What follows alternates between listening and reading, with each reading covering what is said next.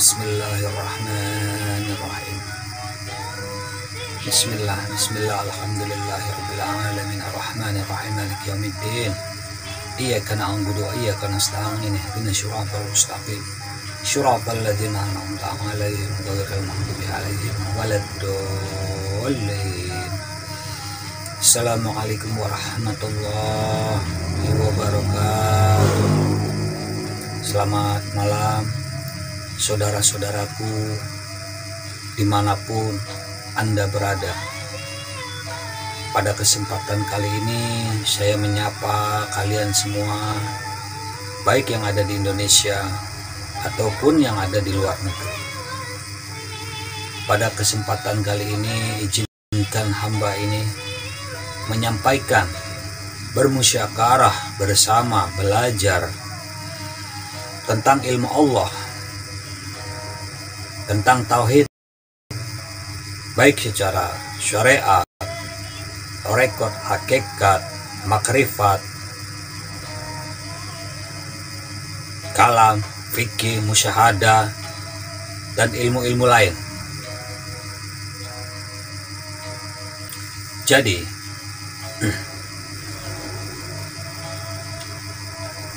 Jadi ilmu Allah itu, ilmu Allah kita harus pelajari. Sebab apa? Untuk mengenal Allah, untuk bertemu Allah, untuk jumpa, untuk sampai kepada Allah, itu dengan ilmu Allah dan dengan Allah.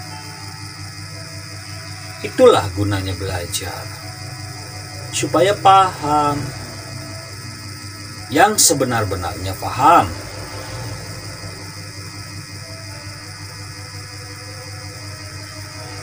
Bagaikan roh dengan nyawa, roh dengan jasad, nyawa dengan jasad. Adam Hawa ini satu.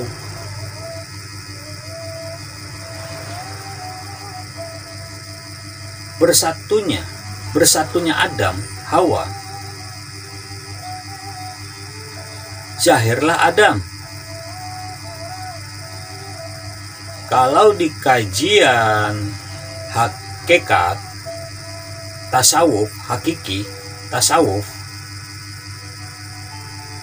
ahli sufi mengatakan berjumpanya sulbi wa talai, sulbi wa talai, air mani dengan air yang berasal dari dada wanita,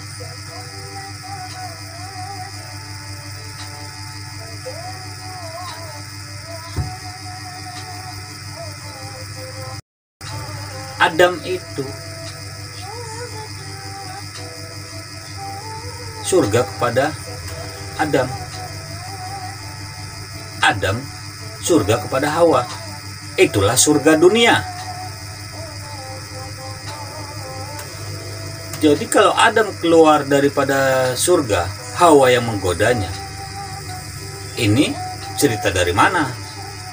Cerita yang dibuat-buat.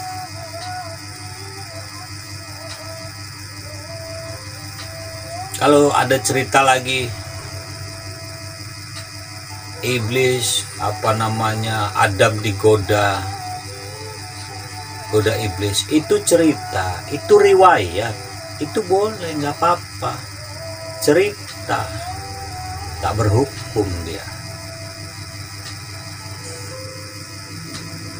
Macam-macam cerita itu.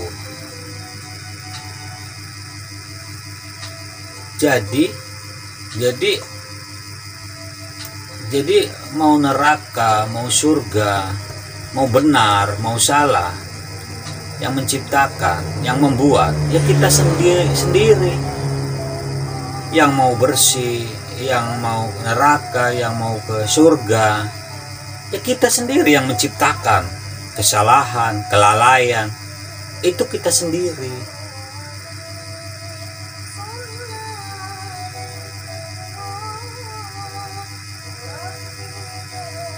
Tidak akan berjumpa surga kalau kita tidak berbuat baik. Takkan berjumpa neraka kalau kita tak pernah berbuat salah. Tiap-tiap yang baik, yang bersih, yang suci, mesti berjumpa dengan yang suci, yang bersih, yang baik. Tiap-tiap yang salah, yang nggak betul, yang nggak benar, yang keji, mungkar, bertemu dengan yang keji, mungkar, yang salah juga. Wa qul ja'al haqqu wa zahaqal batil innal batila kana zahuqa. Kemungkaran itu pasti bertemu dengan kemungkaran. Tidak akan berjumpa dengan yang baik. Yang batil itu pasti hancur. Yang hak itu pasti berdiri tegak. Berpulanglah kepada diri kita. Mau yang mana? Kembali kepada diri kita. Mau yang bagaimana? Gak sembahyang. Sembahyang itu, sholat itu mencegah perbuatan keji dan mungkar. Jadi apabila masih berbuat keji dan mungkar, bila kita masih mengerjakan perbuatan keji dan mungkar, namanya selamanya kita nggak pernah sholat itu. Nggak ada sholat kalau masih berbuat keji dan munkar.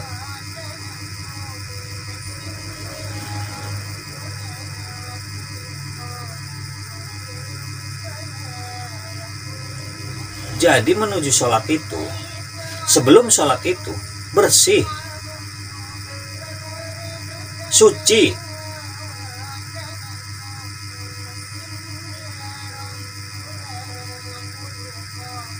Kamu tidak pernah boleh sholat, takkan pernah boleh sholat, nggak boleh sembahyang bila awalnya tidak bersih, tidak suci. Nggak boleh. Sampai kapanpun sholat itu tidak ada apabila yang mau sholat itu tidak bersih. Sholat itu suci. Yang mau sholat pastilah harus suci. Sholat itu kedudukannya suci. Yang mau sholat boleh kotor. Boleh kotor nggak? Kalau yang mau sholat kotor gimana? Tidak akan pernah berjumpa.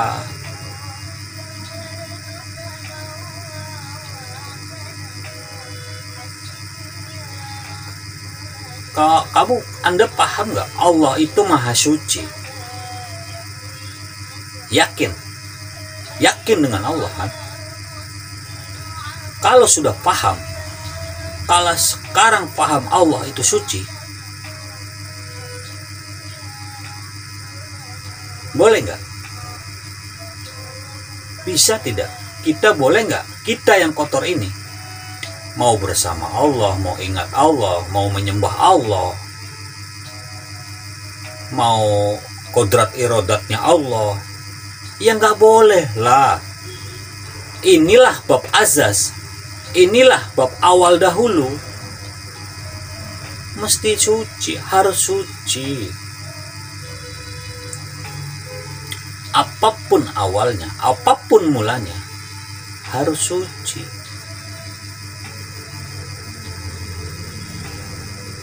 Ya, apapun you harus suci dulu. Coba lihat, perkara apa saja awalnya itu harus suci.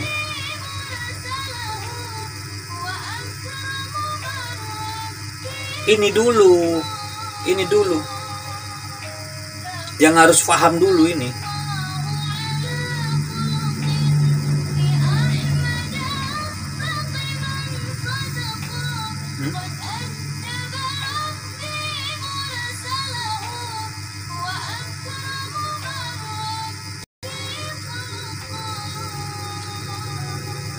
orang yang sudah sembahyang, sudah pun dikatakan sembahyang, sudah pun dikatakan sholat,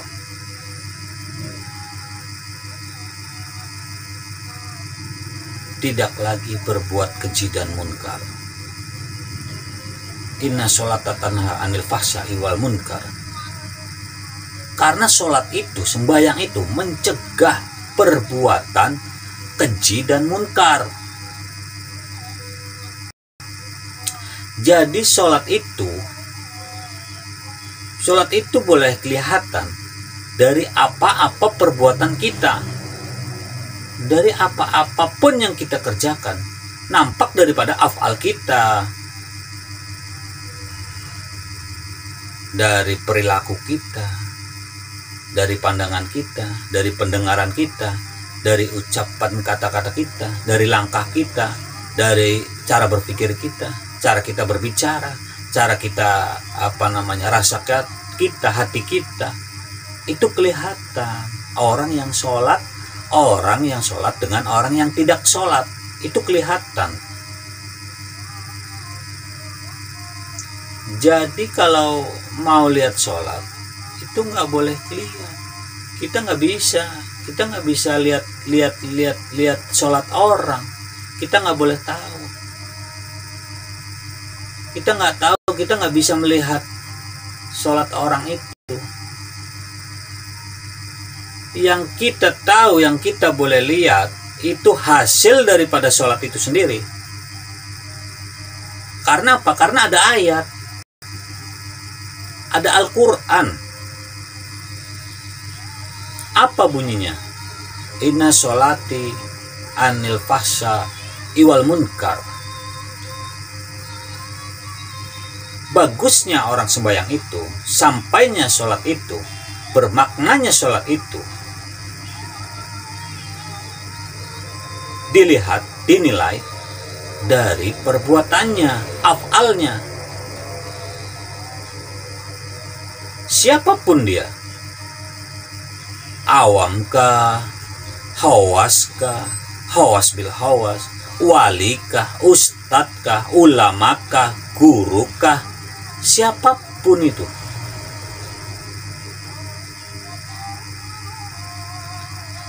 bisa dilihat dari perbuatannya, dari perkataannya. Orang yang sholatnya bagus, cantik sholatnya, bermakna sholatnya, perkataannya itu bagus, tidak berbuat keji dan munkar, cantik bahasanya,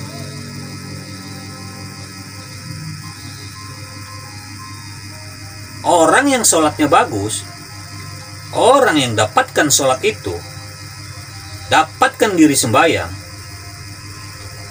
dari penglihatannya tidak lagi melihat yang maksiat, tidak lagi melihat keji dan munkar. Begitu juga dengan pendengarannya, dengan rasanya, dengan pikirannya, hayalannya. Tidak ada yang namanya keji dan munkar di situ. Itu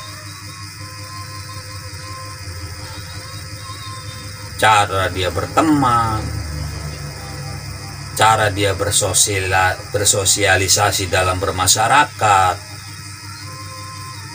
cara dia bergaul. Itu sembahyang itu tidak ada yang boleh tahu, yang sholat itu tidak ada yang boleh tahu, tidak boleh. Sesiapapun yang boleh menilai syah, tak syah, betul, tak betul, atau tak ada yang satu makhluk pun yang boleh tahu kecuali Allah semata-mata.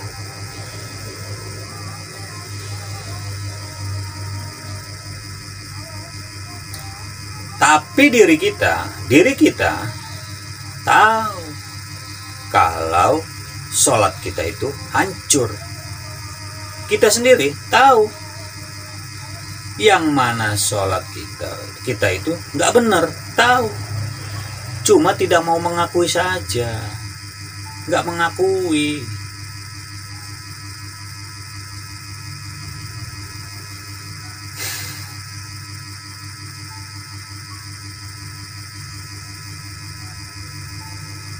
Begitu.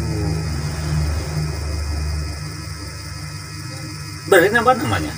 Sholat menipu siapapun itu. Tapi dia nggak mau mengakui bahwa sholatnya itu salah.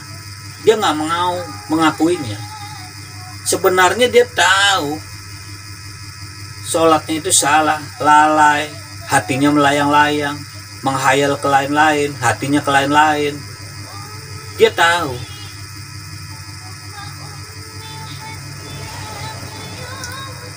Pernah sembahyang? Waktu sembahyang, pernah kan? Waktu sembahyang nih, menipu nggak? Apa yang kau rasakan itu?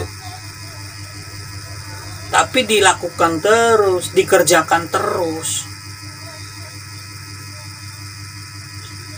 Mau sah kah atau nggak sah, khusyuk nggak khusyuk,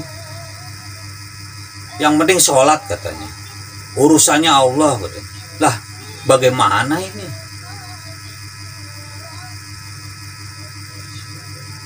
Nanti tunggu nanti. Sekarang enggak. Sembayang salah, nggak khusyuk, nggak dapet, tarut marut, ya kan? Ya kan?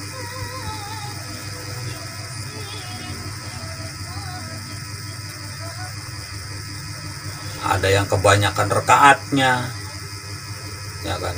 Bisa kelebihan 5, 4, ya pokoknya intinya sholat, dia bilang. Ya, tunggu nanti.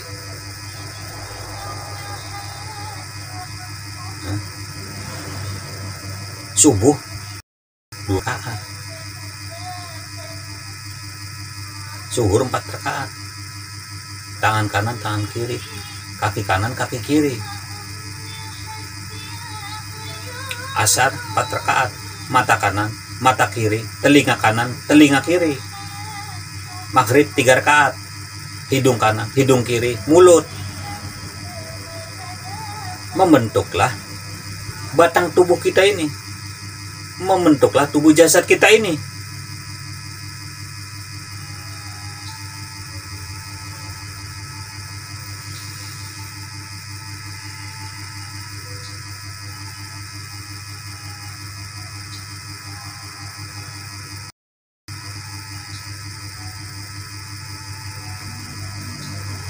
Begitu.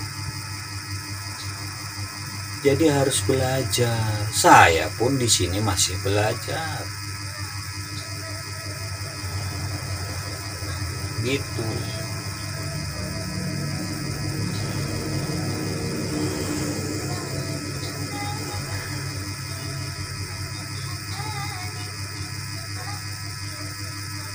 Jadi itu tasawuf. Itu tasawuf. Orang-orang tasawuf mengkaji daripada perbuatan sembahyang. Apabila nggak sembahyang subuh, apabila tidak melakukan sholat subuh, mengikuti ilmu tasawuf, tidak ada ruh, tak ada jasa. Begitu kalau kita mengikuti kajian tasawuf. Bila kita nggak buat sholat zuhur 4 rakaat, tangan kanan tangan kiri, kaki kanan kaki kiri, kita tak ada tangan tak ada kaki, tidak adalah tubuh kita katanya. Ini kajian tasawuf. Jadi guru tasawuf ini menjelaskan, membuka kajian sholat ini, yang mana murid-muridnya buat sembahyang. Cara bagaimana melatih daripada murid senantiasa selalu berbuat sembahyang, membentuk tubuh kita sendiri.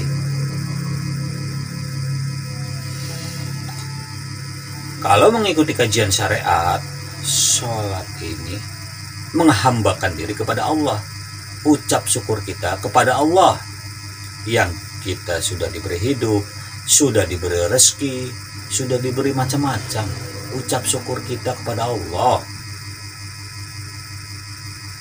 Hakikat lain lagi, bab makrifat berbeda lagi. Mana boleh sama, tidak akan sama.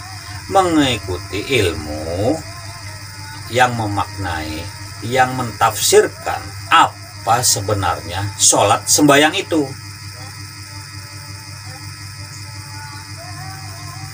Jadi berpulang kembali. Tapi kita sembahyang ini, sholat ini, kita kan tahu yang sholat sembahyang kita betul atau tidak betul. Kita pasti tahu, cuma tidak mau mengakuinya. Jadi artinya itu menipu, dusta.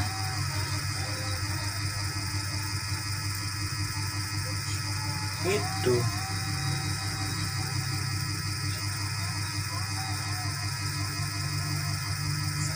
sebab nggak paham, nggak mau belajar, nggak suci. Apapun mula-mula mesti suci, awal-awal mesti suci, sebab sholat itu suci. Sholat ini perintah daripada yang maha suci. Sholat itu perintah dari yang maha suci. Apa coba yang mau dibilang? Jadi gini, ada kan bab wudu. Bab wudu itu bab suci. Kalau di bab syariat, wudu itu basuh muka, basuh tangan, hidung, muka, kuping, kaki, ya kan? Kenapa nggak harus mandi sekalian? Jadi kan bersih semua. Ini bab syariat, bab awam. Bab wudu ini dibahas, dimaknai membasuh. Ini kalau bab syariat, kaidah syariat. Bab hakikat, kaidah syariat, kaidah hakikat. Bersuci itu bukan membasuh saja. Membasuh itu syariat. Hakikatnya mana? Kenapa nggak jalan? Jadi kalau syariatnya wudu itu ada, hakikat wudu juga ada. Syariat sholat itu, hakikat sholat juga ada. Mesti ada harusnya. Kan dibilang syariat dan hakikat harus berjalan bersama. Tidak akan boleh jalan, tak akan menjadi, tak akan sempurna syariat tidak disertai dengan hakikat. Sampai kapanpun tidak akan boleh sempurna syariat tidak disertai dengan hakikat, apapun itu, apa saja.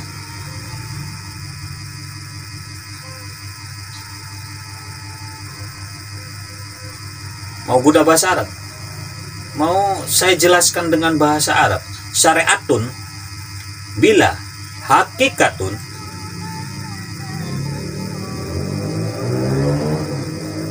hakikatun bila syariatun.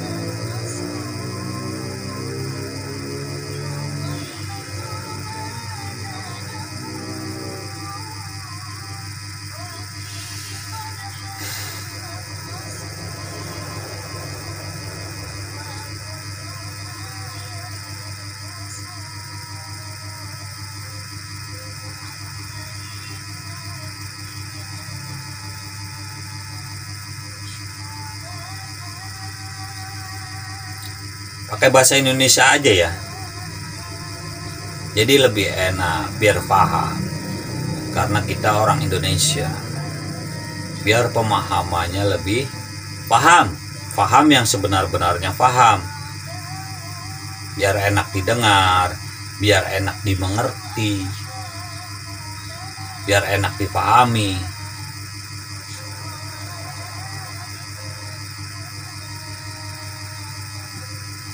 gitu.